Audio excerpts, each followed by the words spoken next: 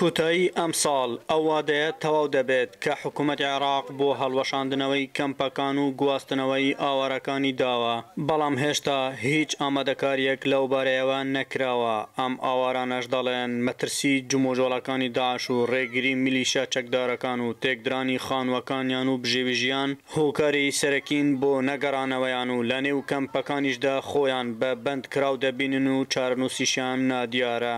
نارد من الحكومة كل شيء ردي تركونا بحالنا وهذا هیچمان لە حکوومەت ناوێ باوازمان لێبێنێت. حکوومەت هیچی بۆ نەکردوین. ئەوە چەندە لە ناو کامپین کاتێک دەگەڕینەوە بۆ مووسڵ بێزارمان دەکەن و پێمان دەڵێن ئێوە داعشن. ئێمە داعش نین. کوڕەکەم 2 ساڵە دەستگیر کرا و داعش نییە و نازانین بۆ کوێیان بردووە. 15 ڕۆژە ئاو نەوتمان نییە.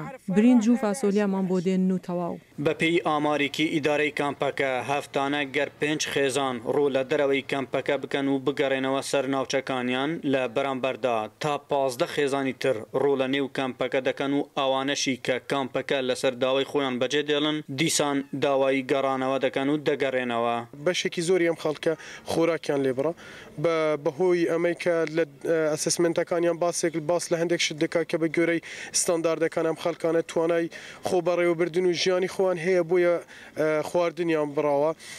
کێشەی سەرەکی ئەم خەڵکە بەڕاستی لە حاڵی حازرا ئێستا لەم کاتەیە بەشێکی زۆری خەڵک دوای ئەوەی کە سەردانی مووسڵ دەکەن دەگەڕێنەوە بۆیە ینی ڕۆژ هەیە گەڕانەوەی خەڵک زۆر زیاترە لە ڕۆشتنیان. ئەوەش بەهۆی ئەوەی کە یەک باری ئەمنی ناسەقامگیرە لە شاری مووسڵ و لە ناوچەکانی تر. دواتر کێشەی نەبوونی خزمەتگوزاری هەیە، ئاو نییە، کارەبا نییە. ئەمانە هەموو کێشەی سەرەکی خەڵکن کە بەڕاستی ئەگەر بەهانەی ئەم خەڵکەوە نەچەند کارەساتێکی مرۆیی زۆر گەورە لەم کەمپانە ڕوودەدەن. ئاوارەکان پێشبینی ئەوە دەکەن تا 3 ساڵی تریش ژیانیان هەر بەم شێوەیە بەردەوام بێت، چونکە حکوومەتی عێراق نە سەردانیان دەکات و نە پلانیشی هەیە و نە هاوکاریشیان دەکات. بە پێچەوانەوە وەک خۆیان دەڵێن میلیشا چەکدارەکان ڕێگری و سوکایەتیشیان پێ دەکەن کاتێک دەیانەوێت بگەڕێنەوە بۆ سەرماڵ و ناوچەکانیان.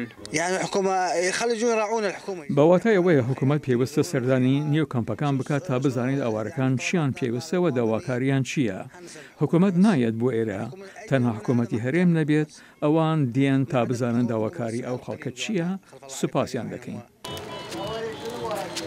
سەرباری ڕەخنە و گلەی و داواکاریەکی زۆر لەلایەن ئاوارەکانی نێو کەمپەکە، بەڵام بەپێ ڕاپرسێک کە ئیدارەی کەمپەکە کردویەتی زۆرینەیان داوای ئەوە دەکەن کە لە نێو کەمپەکەدا بمێنەوە نەک بگەڕێنەوە سەر ماڵەکانیان.